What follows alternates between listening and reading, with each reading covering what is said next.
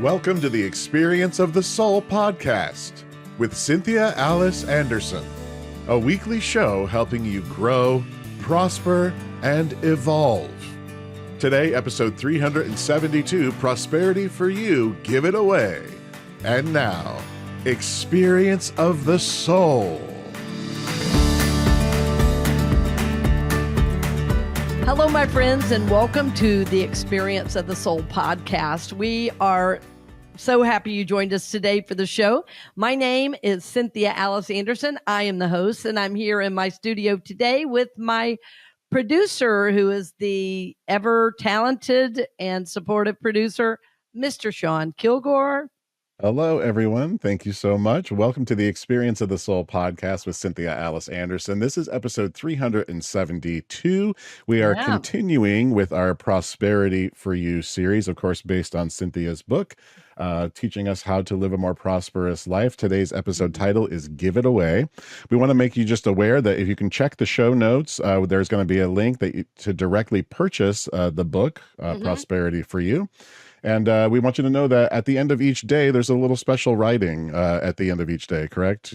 Oh, yeah. It's a great reading. It has its own affirmation. It's kind of like some people in some faiths I know have daily readings. In Unity, we have one called Daily Word. I think in the Methodist Church, there's one called the Upper Room. There's another one called the Daily Bread.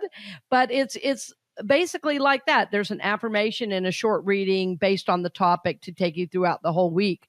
So like, since we are on part 2, Give It Away, all of them all of the readings are either about giving or receiving. So it's great to keep you on track and on topic, to keep the topic top of mind as you go throughout the week. Awesome. Yeah. So, before we jump into it, though, we want to bring you this week's edition of This Week in Spiritual History, where we, of course, pause to remember some meaningful moments from around the globe that really still speak to our souls today. And this week, we kind of have a really unique mix of ancient wisdom, some cosmic energy, and a powerful reminder of what it means to be free. So let's start with something a little cosmic. Each year from July 26th through August 12th, there is a spiritual alignment known as the Lion's Gate Portal, and it peaks on August 8th, or 8-8. And I know you can definitely speak to this, but in numerology and spiritual traditions, this date holds big energy for transformation and spiritual awakening. It's said that the Earth lines up with the star Sirius and the constellation of Leo, which opens kind of an energetic gateway to higher consciousness. So whether you follow the stars or not, this is a great week to sort of tune in and really reflect and set some new intentions. Even just taking a few minutes in meditation or writing a prayer out on paper can really help you sort of realign with your soul's path. And we could all use a little extra clarity and courage, especially these days, right? Yes. Well, and that number 8, of course, is the infinity symbol. If you put an 8 on its side, that's the infinity symbol. So 8-8 is a powerful symbol. And if you don't know anything about astrology and this is brand new to you, do some reading. And what I think you'll find is we're not controlled by the stars, but like everything in creation, we are influenced. And so I find the study of astrology and astronomy quite interesting and fascinating, because you will see different aspects of your journey. Like many of us study what our signs, what sign were we born under, the sign of the zodiac.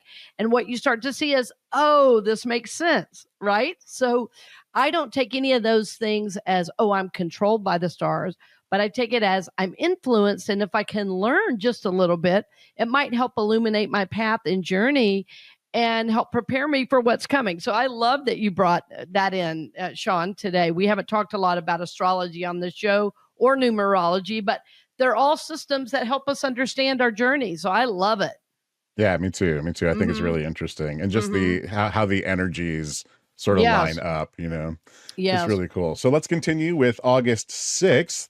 This is what's known as the Feast of Transfiguration, when many Christian communities observe the Feast of Transfiguration. So it's the moment when Jesus takes a few of his disciples up a mountain and is transfigured, meaning radiating light and revealing his divine nature, which made me think of the story that you told a couple weeks back about when you were in Yes. meditation. And yeah, that story was so powerful when Jesus opened himself and revealed sort of the universe and the stars and that was powerful. That was a powerful moment. I think that stuck with a lot of us. Definitely stuck with me. Well, So, and Sean, yeah, can I just say one more thing here? please. What was interesting too about all the stars and everything, think about Jesus's birth was announced by a star. So it's interesting that in some Christian circles now, like the idea of astrology or astronomy even is like, oh, well, that's devil's work or whatever. It's like, what? That's a star announced Jesus's birth. Okay. So just don't miss that. All of creation is connected to the Christ. So it's a wonderful reminder. Yeah. So this is a mystical moment and one that reminds us that spiritual truth is often revealed when we climb to a higher perspective. So whether that means sort of just getting still or taking a literal walk in nature or stepping back from just your daily stress, like taking a break from that daily stress, it's really in the quiet moments that clarity tends to shine through. And of course, I know we all know this. It's just a good reminder. Yeah, great reminder. Next up, we have something recent and beautiful. So just this past week, there was a global online community that hosted what they called a peace intention wave, which is very cool. So it had more people in more than 40 countries involved joining together in a meditation. This happened on August 1st. So the goal there was to just sort of simply hold space for peace and for unity and for healing in the world, which is so desperately needed at this time. Always has been, but we're really seeing a huge need for that now. I believe. Absolutely. Well, and I'm planning an event around September 21st, which is International Day of Peace as well. We'll be doing something at Unity of Daytona Beach, and I'll be leading some meditations around that time. It's just a great reminder, for all of us to remember that it is our consciousness and our shifted consciousness that creates the peace that we want. And our leaders simply are reflecting our own consciousness. Yeah. Yeah. Yeah. Important. Yeah. So, of course, this event, it didn't really make any big headlines or anything, but it doesn't really have to, because sometimes the most powerful shifts happen quietly. Right? Amen. But we want you to know, if you're feeling overwhelmed by world events, just remember this: you can still be a part of the light. Even a short prayer or a loving thought has ripple effects beyond what anyone can see. Finally, just for fun, August 10th is National Lazy Day. Yes, that is a thing. I think I need to participate in that one. I've totally forgotten that. Wow. Yeah, I intend to celebrate. That's this coming Sunday, August 10th, National Lazy Day. So after all the deep inner work that we are all doing, a little rest is holy too. We need to remember that, whether it's a nap, a long bath, or just staring out your window with no agenda, no plan whatsoever. Just give yourself permission to take it slow one day this week. Well, I mean, even God rested, the Bible says. Right. On that seventh day, right? That seventh day, yeah. So we're going to leave you with something to think about. What are you ready to harvest in your life? And what still needs a little more tending before it's ready to bloom? And with that, my friends, go ahead. No, that was perfect. That's all I was thinking. Oh, awesome. So let's go ahead and jump into our episode 372 for today, Monday, August 4th. Prosperity for you. Give it away. Give it away. That song. Give it away. Give it away. Give it away. Give it away now.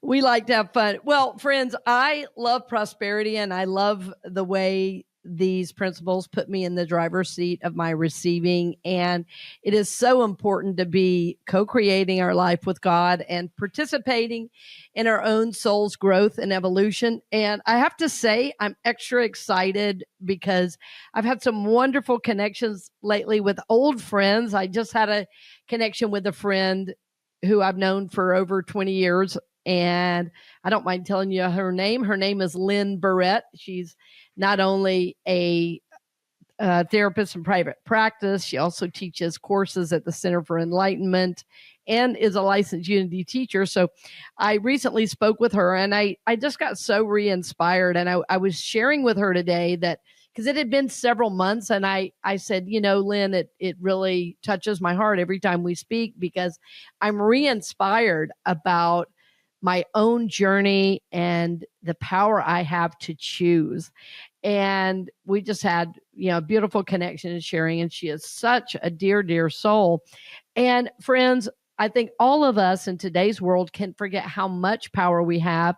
And I feel so strongly part of my job and purpose, like part of what I love to do, is give that power back to you.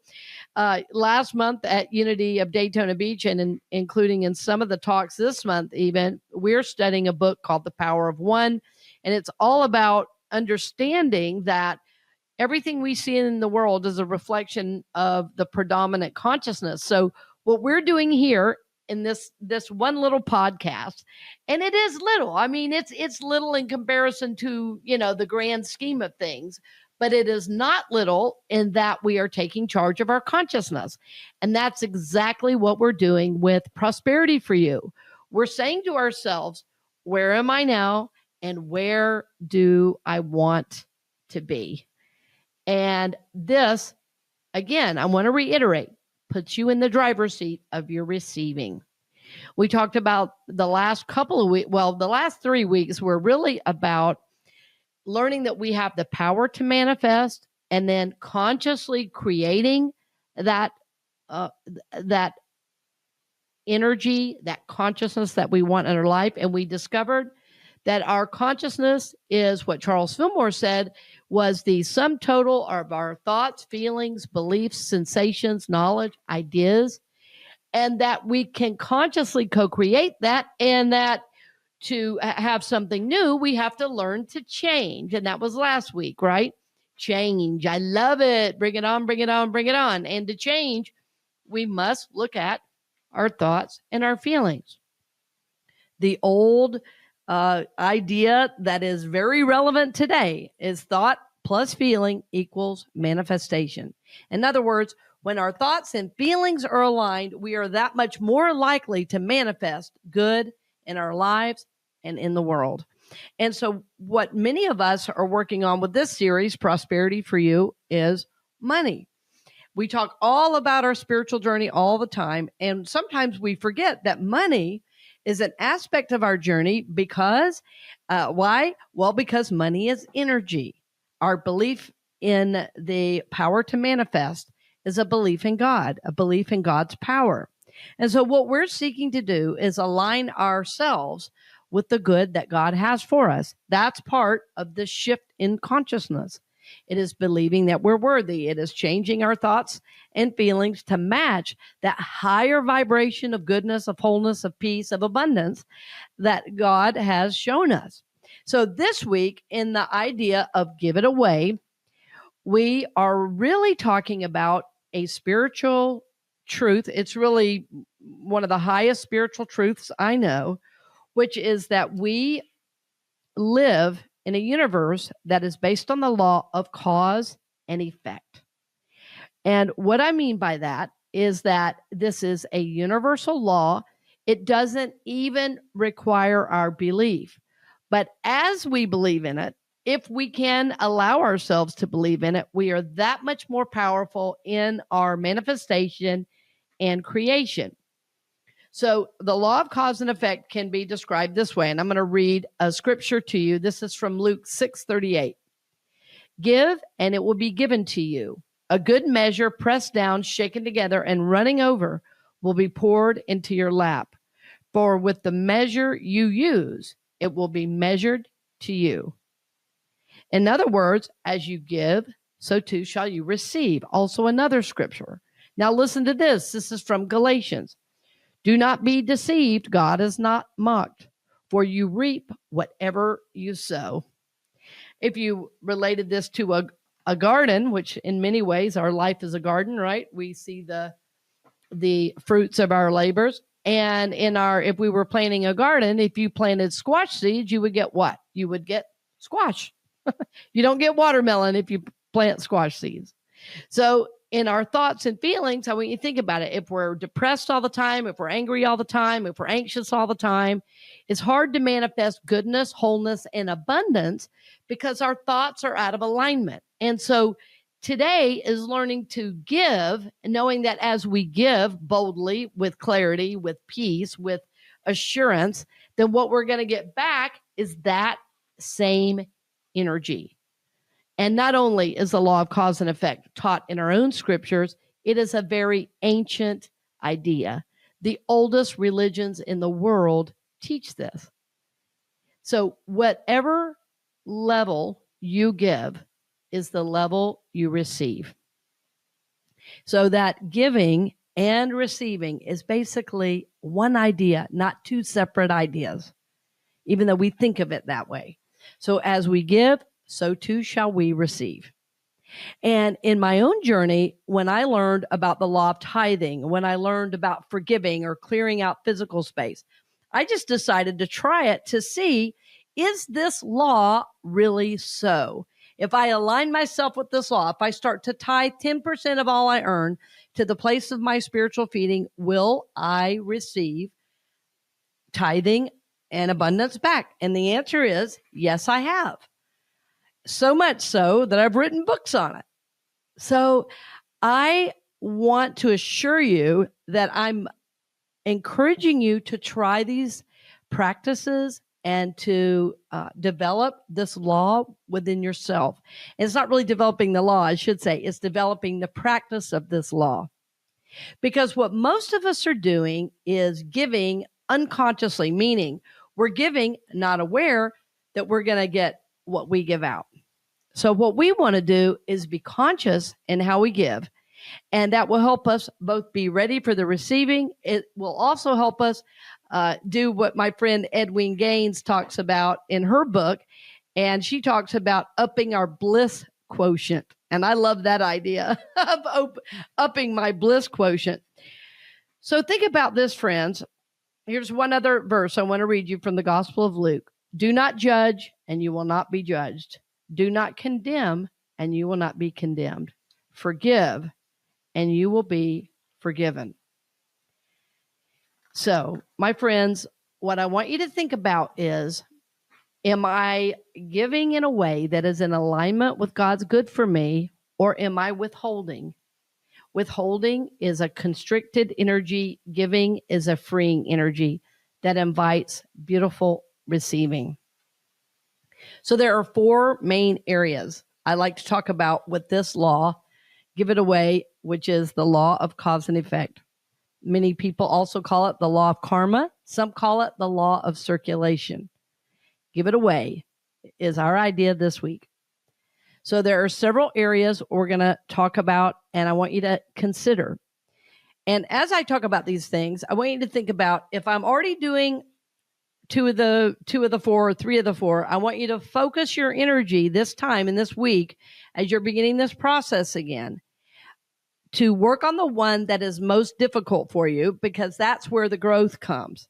And what a lot of people do, and I know for as long as I've worked with people, and I know watching my own journey, what we always want to do is work on the one that's easiest for us. But if it's already easy for you, it's not going to take much growth on your part. So I want you to think about the four areas, and I'm going to list them for you. One, to learn to give it away. The first and most important is tithing. And tithing is giving 10% of all that you earn to your place of spiritual feeding, wherever that may be. Giving of your time. And giving of your time is important because it is acknowledging who you are as a spiritual soul, and that you have something worthy to give. So giving of time is another important one. Forgiveness is another one. Forgiveness, we talk about a lot. We've done several shows on forgiveness. And so forgiveness is working on the emotional and spiritual level, right? So as you forgive, you are releasing old toxic energy and making room for more goodness, more wholeness, more peace, more abundance. Because if you are not forgiving, you are withholding. If you are withholding, you're saying somebody owes me, and that is a thought of lack, right? So this is an important one. I want to mention here too, again, Edwene Gaines has a book. And Sean, I'd love to put two links to both of Edwene's books because they're both on prosperity. Absolutely. Yep. One is called How to Become Debt Free, Forgive. And the other one is I believe it's 4 Spiritual Laws of Prosperity. I believe. For some reason, I'm spacing on the title. So, Sean, if you'll look that up and confirm that for me. Yes. So think about that. So far, I'm just mentioning, I'm going to come back to these in a little more detail. Tithing, giving of our time, forgiveness, and then clearing out of our physical space. All right. So let's. You're right. Four spiritual laws of prosperity. Sorry. No, that's all right. 4 Spiritual Laws of Prosperity is a life-changing book, and I can't say enough about Ed Wein's teaching and the really hundreds of thousands of people she's impacted through her teaching and work. It's pretty miraculous. So let's talk about cleaning out, clearing. I always go back and forth, so don't let that term confuse you. It's they're for me, they're one and the same. For me, clearing is cleaning. Here's what's interesting. I have noticed when I take the time to clear out my physical space that I feel a great deal of freedom and flow in that area of my life, wherever it is. For instance, if I notice I'm feeling a little stuck in work, or I feel like my talks are not flowing or my ideas are not flowing, I get busy and I clean up this whole area around my desk. I ask Spirit if there's anything that needs to be removed off my computer, which is a next big project for me, to go through some old files and just ask myself, is this still relevant? But what happens is I clean this area out, as I'm saying to the universe, I trust more good ideas are going to come. I trust the flow of Spirit in my life, and I trust that God loves me and that I don't need to hold on to every single thing I've ever done. I can release those out. So sometimes it's something like I have an inbox on the edge of my desk. And what I notice is if I don't clean out my inbox on a regular basis, it becomes a landing pad for every piece of paper I look at. And pretty soon that paper builds up. And every time I look at it, I feel depressed and I don't want to go through it. Not really depressed, but I go, oh, what's in that stack? That is way too much to go through. And I start to get discouraged because it seems too big and too much. Like I don't have time. And see, all of those thoughts are lack thoughts. And so what I started doing is I would say, okay, a couple times a week, I'm going to take 15 minutes and work in one area of my home. And what happened is in a couple of months, I had basically gone through every area to some degree in my home. And my home, people often comment when they come in, oh, there's so much peace and so much good energy and flow in here. And friends, I have a small home and it was built in the 50s. It's kind of a funky little bungalow, you know, and my home feels amazing. Why does it feel amazing? I am consistently clearing it out. I'm meditating. I'm burning sage to release any old energy and inviting in new, healthy, spiritual energy. So anyone can do in their home what I have done. But it is going to take time. It is going to take intention and effort. And it is going to take some work on your part. So especially if this is new to you, some of these ideas of giving it away, you know, of being in the flow of God's good, of participating consciously in the law of cause and effect, what I want you to do is start there. It's funny because as you start on the physical level, you'll see you start to draw things to you you've wanted for a long time. But first you have to release what you have. And see, that is how the law works. First, we have to release because we are the activators of God's good in our life, right? So as we release, then we can receive. And what a lot of us want to do is receive first and then release. And so that's why it's a walk of faith. As I give, I'm releasing, knowing I'm going to receive. So think about starting with clearing out your physical space. And in particular, if there's an area in your life that you feel stuck, start with that area. I want to give you one more example of this. If you are feeling stuck in the relationship area, look through old jewelry, and items that you have around your home and see if you're holding on to old energy that is related to that relationship. See if you're holding on to things that may be keeping you tied to something that is really past. I've had many people release old engagement rings and all these things they were holding on to that they thought were really necessary, and later a new and beautiful relationship comes forward for them. So, my friends, the energy that we're talking about in the law of cause and effect is very real. And my hope for you is that as you start practicing these more intently and more deeply, that you're going to begin to feel, the result of this. The next one I want to talk about today, and we may go a little bit of this topic into next week because this is a really big week in the book. I want you to begin to practice the law of tithing as you feel guided.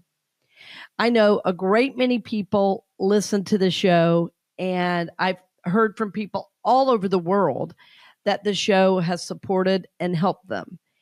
And it's very, very interesting the number of people that give to the show, even though I know they're spiritually fed. So I also know that you have spiritual communities that you attend, that there are other people or organizations that feed you. And so I want to encourage you to give wherever you are spiritually fed. I give over 10% to the place of my spiritual feeding. My paycheck from my church, Unity of Daytona Beach, I tithe over 10% back into the operating fund of the ministry because I'm very fed by so many of the individuals and the board members and the prayer chaplains there. So I want to acknowledge God as my source in and through the spiritual community I serve. I also will tithe from time to time to other speakers or individuals that really bless my journey. As a matter of fact, I've tithed to my own producer who is on the show today. I have tithed to someone at the car wash that lifted me up on a day I needed a good word. So, my friends, I love to give my tithe to where I'm getting lifted, supported, and blessed. And so my definition of where to tithe is to the people, places, or institutions that feed my spirit.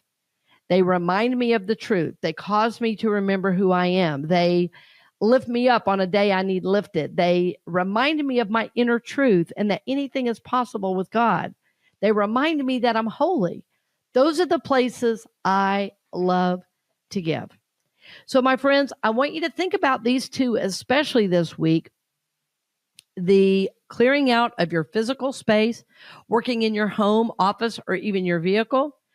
The garage is another great one.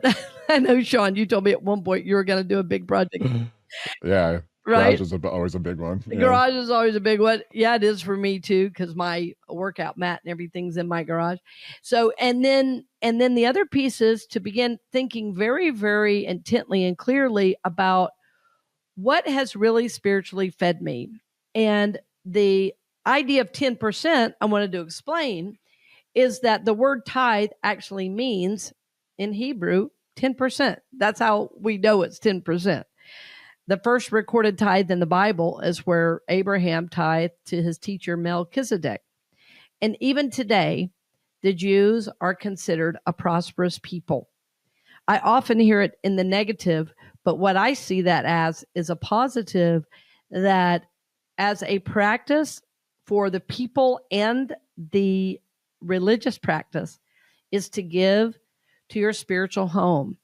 And even today, I was talking to a friend of mine who is Jewish, and she said, well, even for the high holy days, we pay for our seats because we understand that to be in a spiritual community, there are expenses associated, and we want it to be there so that when we go to get our spiritual needs met, we can be met in our, in our spiritual home. And I said, what a beautiful way to think about it. That as I give to my spiritual home, it'll be there when I need it. And I need it now, so I want to keep supporting it. So I love, love, love this idea of tithing 10%. So that idea of 10% is right out of the Bible. The reason I give over 10% is in my practice one year, I was asking God, What do I need to move into more financial abundance?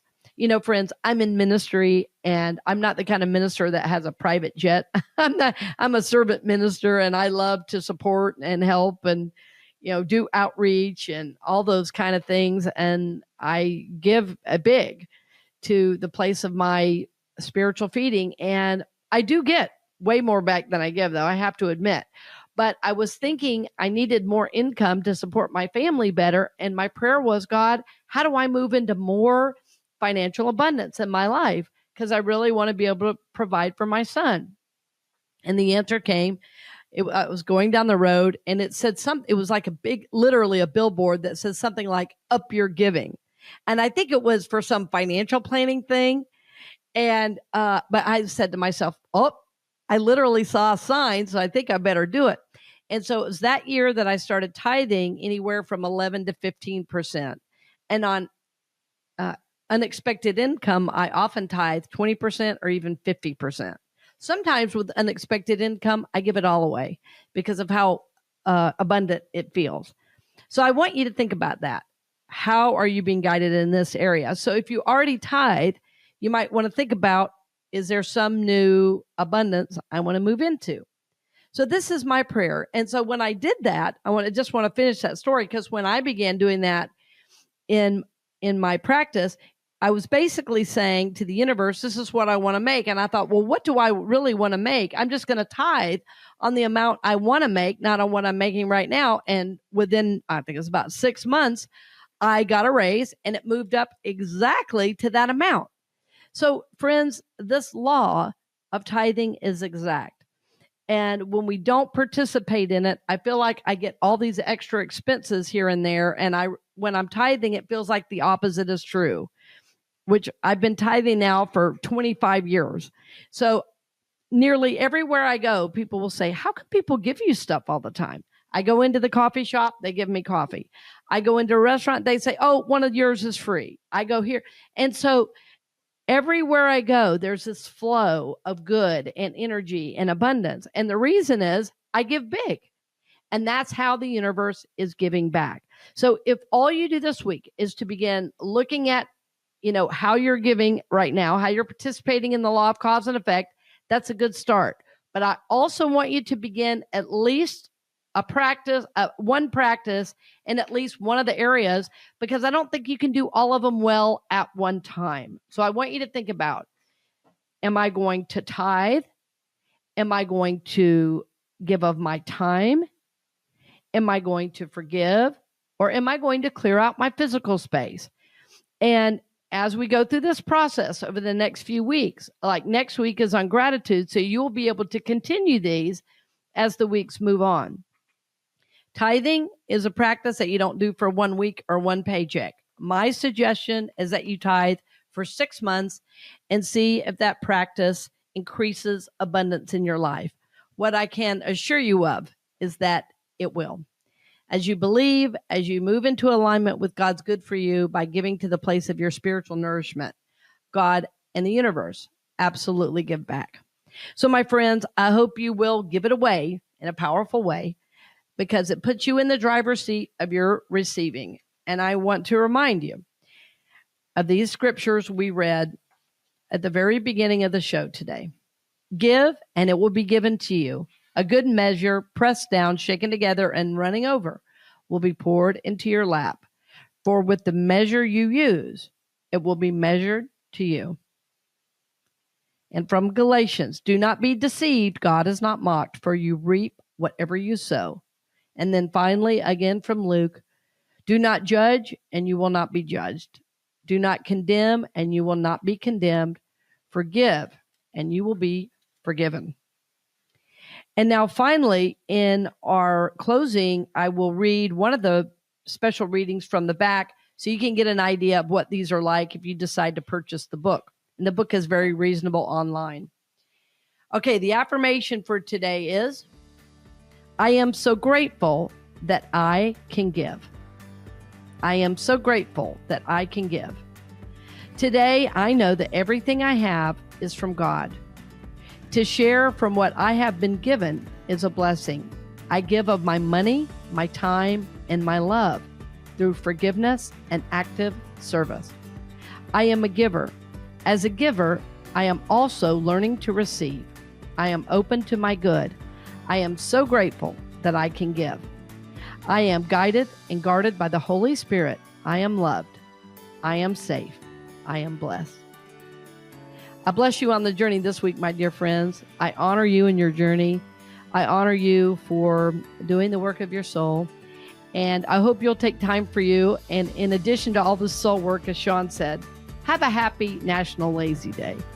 And we're supporting you in consciousness as you do this important work. I look forward to seeing you next week. We hope you've enjoyed this episode of the Experience of the Soul podcast with Cynthia Alice Anderson, helping you grow, prosper, and evolve. This podcast is made possible because of listeners and viewers just like you.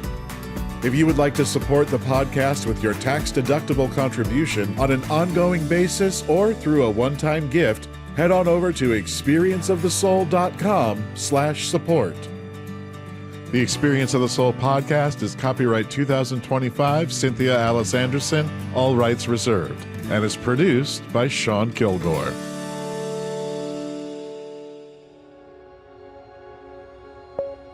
A production of the Soulworks Group, Incorporated.